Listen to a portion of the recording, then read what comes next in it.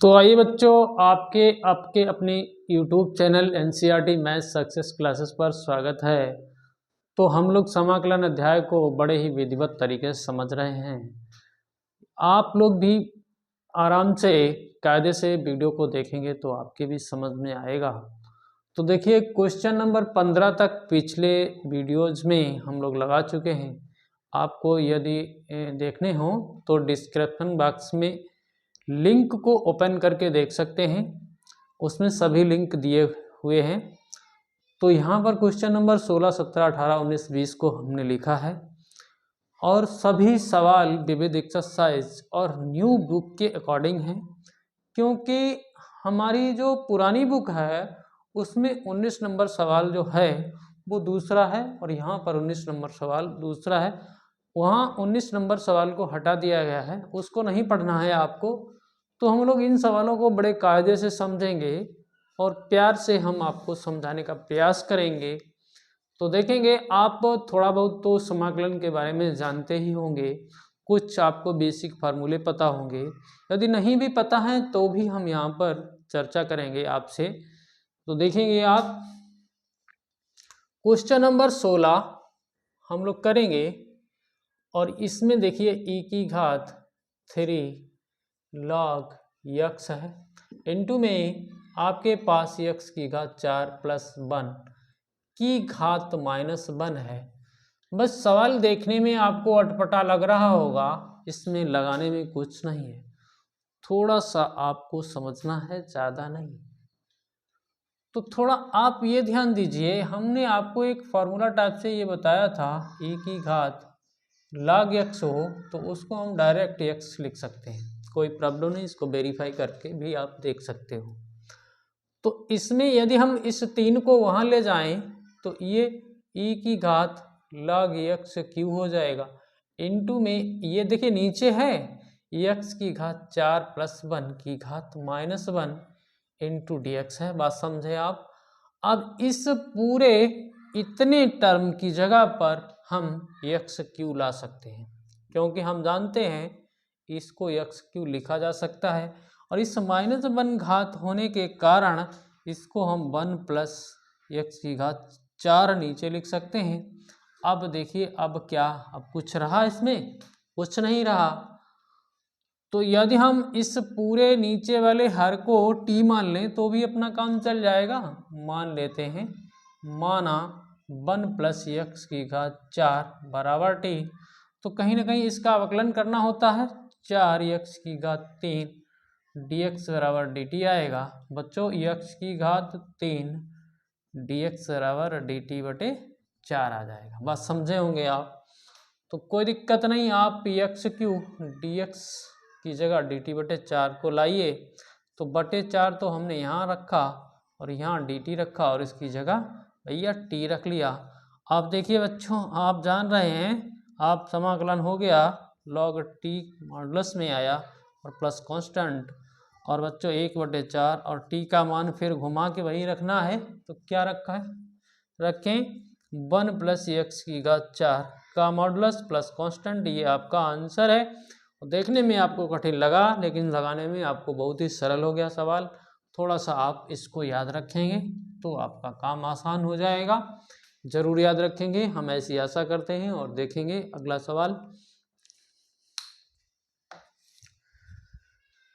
तो अगला सवाल भी देखने में कठिन है, लेकिन है उसमें कुछ नहीं, एक बार देखेंगे तो आप भूलेंगे नहीं कभी।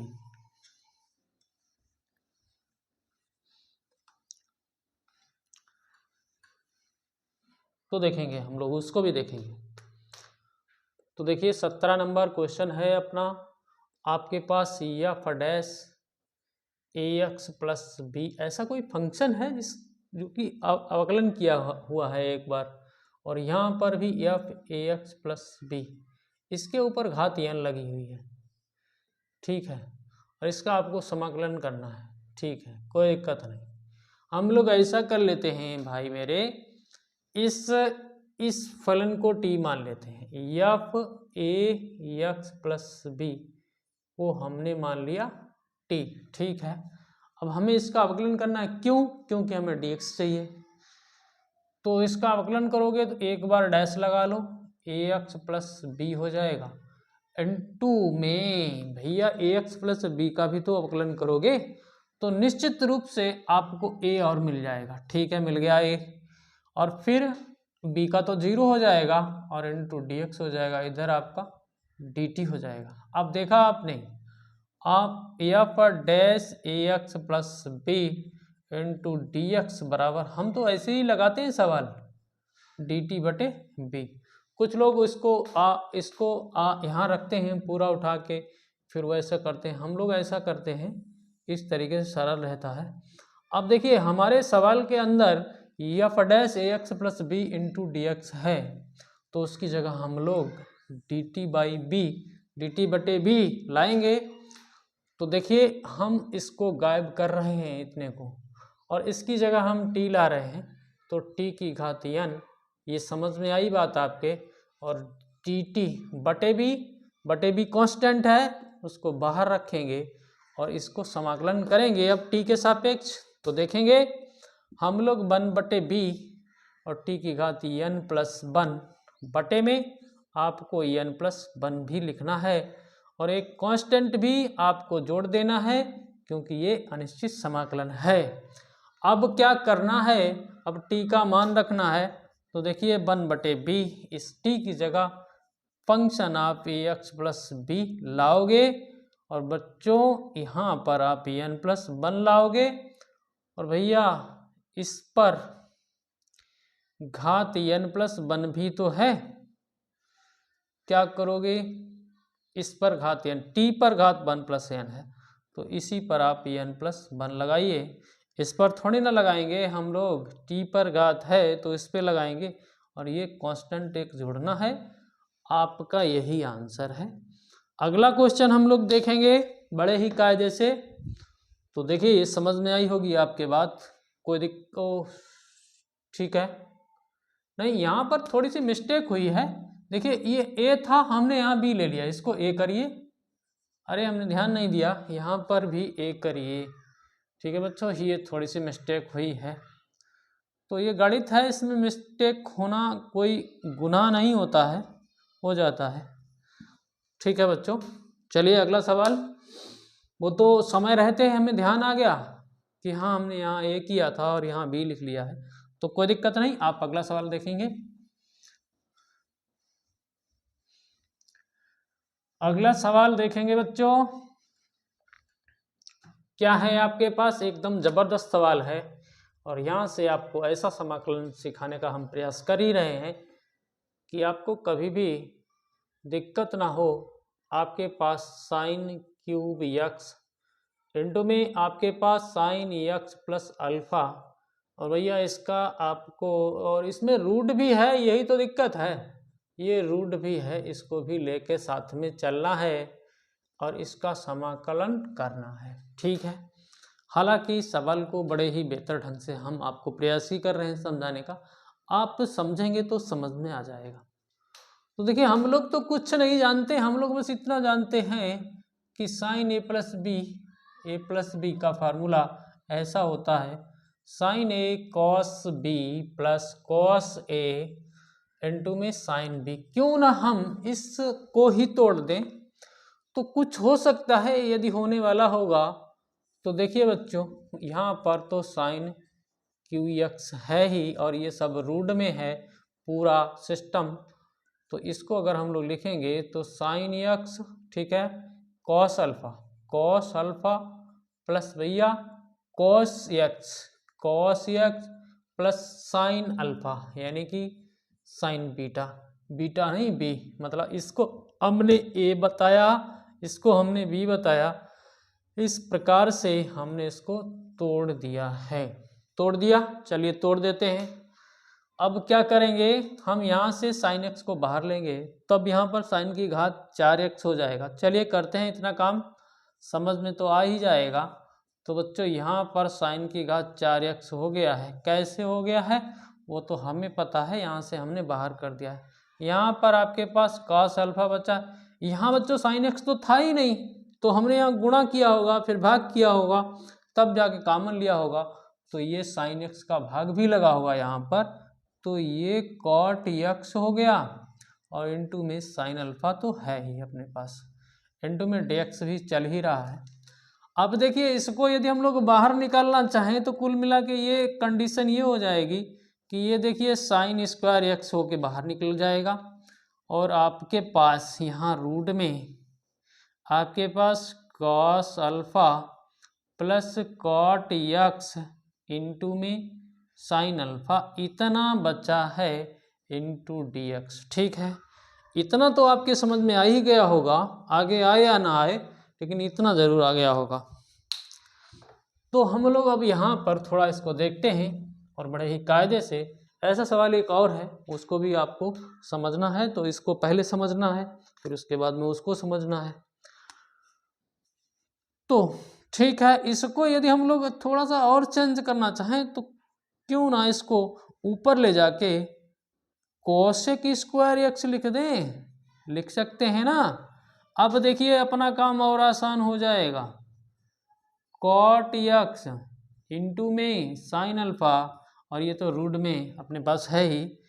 अब बच्चों यदि हम लोग इसको कहीं ना कहीं मान लें तो संभावना ये बन रही है कि कोसेक स्क्वायर एक्स मिल जाएगा, ये संभावना बन रही है। बनेगी या नहीं बनेगी ये हमारी संभावना है, हम लोग ऐसा सोच रहे हैं। तो देखिए बच्चों, हमने इस cos alpha plus cot x into sine alpha को टी सपोज कर लिया यहाँ पर। तो करते हैं हम लोग अवकलन, इसका तो शून्य हो जाएगा। क्यों? क्योंकि ये कांस्टेंट है, एक्स नहीं है। इसका आपका माइनस कोसेक स्क्वायर एक्स और साइन अल्फा भी यहाँ पर कांस्टेंट है और एक्स का dx बराबर आपका dt हो गया। ठीक है, चलिए भाई इस कोसेक स्क्वायर एक्स और dx को हम अलग करे ले रहे हैं, कोसेक स्क्वायर एक्स और dx, और बच्चों ये dt हो गया है, माइनस भी लग गया है और साइन अल्फा बटे में भी आ गया है। बात समझ में आई आपके? हमने अपने सवाल को देखा और इसको परखा कि हम ऐसा कर सकते हैं, कोसेक स्क्वायर एक्स dx की जगह क्या भाई मेरे dt बटे साइन अल्फा लिख सकते हैं, और साइन अल्फा एक कांस्टेंट है तो लिखते हैं हम लोग यहाँ पर। देखिए ये इधर का पार्ट इधर है तो -1 साइन अल्फा को उठाया हमने बाहर कर दिया और यहाँ पर dt, और बच्चों इसकी जगह हम t लाएंगे, ला रहे हैं। ठीक है, ये देखिए t हो गया। बात तो कुछ तो छोटा हुआ सवाल, देखने में तो कम से कम छोटा हुआ, लगने में चाहे बड़ा रहे लेकिन देखने में छोटा रहा। तो अब हमने देखा कि भैया इस 1 साइन अल्फा से तो हमारा ताल्लुक खत्म है क्योंकि ये कांस्टेंट है, और इस t को यदि हम लोग भाई ऊपर ले जाएंगे तो -1/2 हो जाएगा। घात भाई रूट में है तो ये नीचे जो है प्लस की हाफ है, ऊपर ले जाएंगे तो माइनस की हाफ हो जाएगा, इनटू में dt है। अब समाकलन कर सकते हो ना, तो देखा आपने 1 साइन अल्फा, और इसका समाकलन करोगे तो इसमें एक जुड़ेगा तो कुल मिला के टी की घात हाफ प्लस बटे हाफ, तो उसको हाफ को ना लिख के हम यहाँ 2 लिख लें। ठीक है, और प्लस एक कांस्टेंट जुड़ना ही है। अब क्या करोगे बच्चों, अब टी का मान रखोगे, रख दो। तो देखा आपने -2 साइन अल्फा को तो देखा ही है, टी का मान आपका बड़ा हैवी है, cos alpha plus cot x plus o into sine alpha, और भैया इस रूट को ऐसे आप लिख सकते हो और प्लस कांस्टेंट। कहने को तो आंसर हो गया है लेकिन आंसर आपका किताब से मैच नहीं करेगा, थोड़ा सा और हल करेंगे इसको तो फिर मैच कर जाएगा। देखिए हम लोग कैसे हल करेंगे। वैसे तो आंसर है ये, आपको अगर आगे हल करने की हिम्मत ना हो, आपके अंदर क्षमता ना हो तो आप यहीं छोड़ सकते हैं और आपको पूरे ही नंबर मिलेंगे। लेकिन अगर थोड़ी सी हिम्मत हो, थोड़ा सा आप समझदार हो तो आगे हल कर दीजिए, कोई दिक्कत नहीं है। तो देखते हैं हम इस -2 बटे साइन अल्फा से कोई लेना देना नहीं है। यहाँ पर देखेंगे इस काट एक्स को कास एक्स बटे साइन एक्स लिख सकते हो। तो देखो यहाँ पर कास अल्फा है, ठीक है, इसको हमने कास एक्स बटे साइन एक्स लिख लिया है। इनटू में हमारे पास साइन अल्फा भी है और भैया ये रूट में भी चल रहा है, ये कंडीशन है।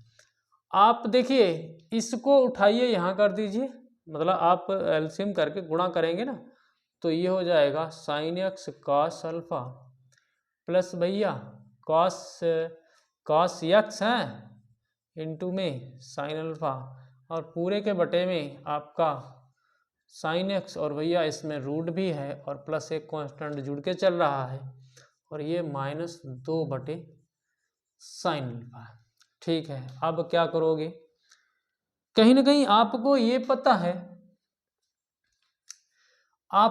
पता है कि ये साइन ए प्लस बी का सूत्र दिख रहा होगा आपको। तो देखिए -2 साइन अल्फा, ये साइन एक्स प्लस अल्फा, इसको आप लिख सकते हो, बटे में आपके पास साइन एक्स है और ये रूट में चल ही रहा है। आप चाहो तो उत्तर चेक कर लो, कोई प्रॉब्लम हो तो, ठीक है, नहीं चेक करते हो तो यही आंसर है। तो अगर देखा जाए तो अगला सवाल भी हम लोग करें तो उसमें भी आपको हम थोड़ा सा समझाएंगे, आगे आप लोग करेंगे, ठीक है। तो यही आंसर है, यहाँ कोई प्रॉब्लम नहीं होगी।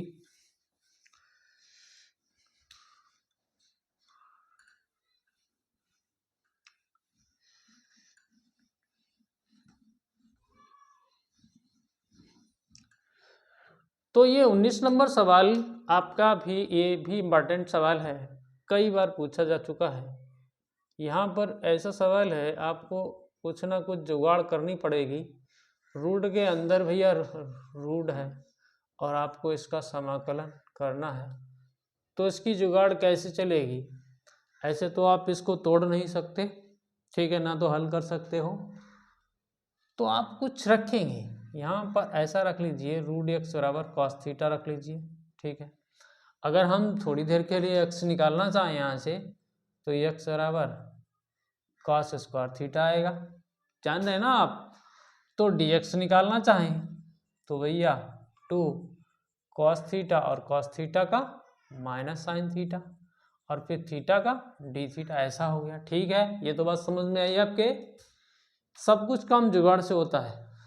तो देखते हैं, इसमें रखते हैं, तो 1 माइनस रूट एक्स की जगह कॉस थीटा आ गया, ठीक है, आ गया तो आने दो।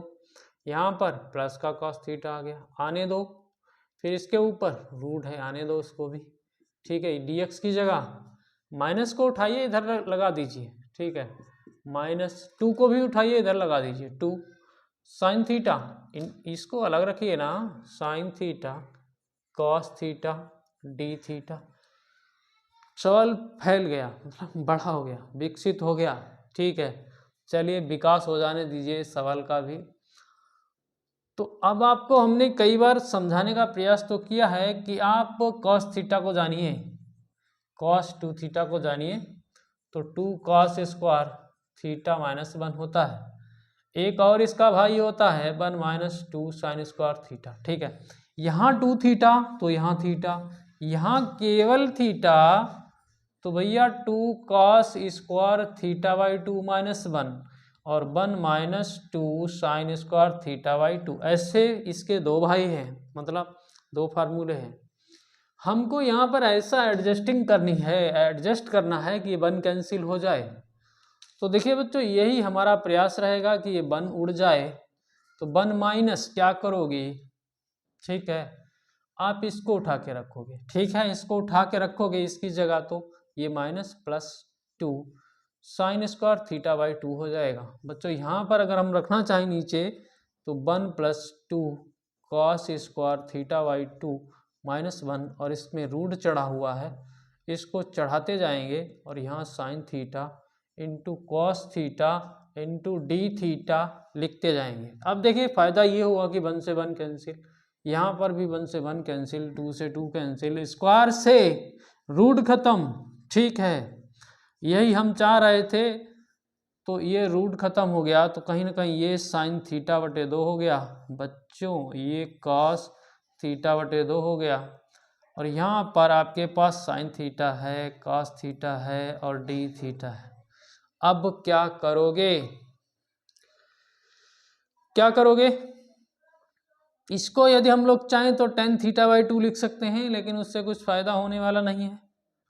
इसको यदि हम लोग चाहें तो थोड़ा सा इसको बढ़ा सकते हैं, तो देखें तो 2 ऐसा कर लेते हैं, साइन थीटा बाई 2 लिखा, इसको साइन थीटा को हमने लिख लिया 2 sine theta by 2 into cos theta by 2। ये आप जान रहे हैं ये कॉस थीटा है, बना रहने दो, इससे कोई प्रॉब्लम नहीं।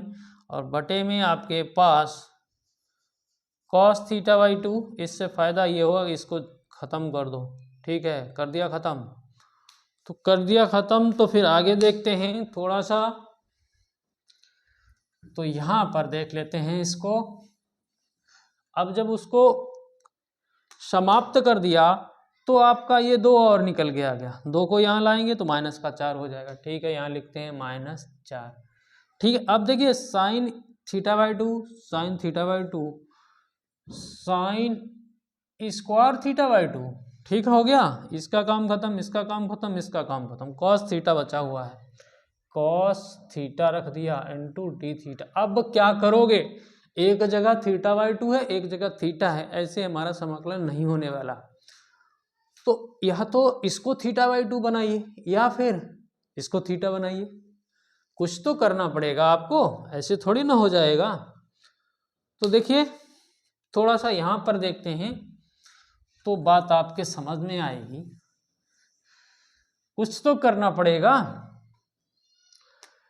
तो हम लोग तो एक फार्मूला भी तो जानते हैं, 1 - 2 साइन स्क्वायर थीटा बाई 2। अब भैया इस 1 को इधर पलट के ले जाइए, तो -1 बराबर -2 साइन स्क्वायर थीटा बाई 2। भैया इस माइनस को भी इधर लाइए, तो 1 - कॉस थीटा बराबर 2 साइन स्क्वायर थीटा बाई 2। भैया इस 2 को भी इधर लाइए, तो 1 - कॉस थीटा बाई 2 बराबर साइन स्क्वायर थीटा बाई 2। ठीक है, इससे अपना काम चलाएंगे। क्या करेंगे, करना तो पड़ेगा, साइन स्क्वायर थीटा बाई 2 की जगह हम इसको लाएंगे। ठीक है, इससे तो काम नहीं चला, तो इसको ले आए।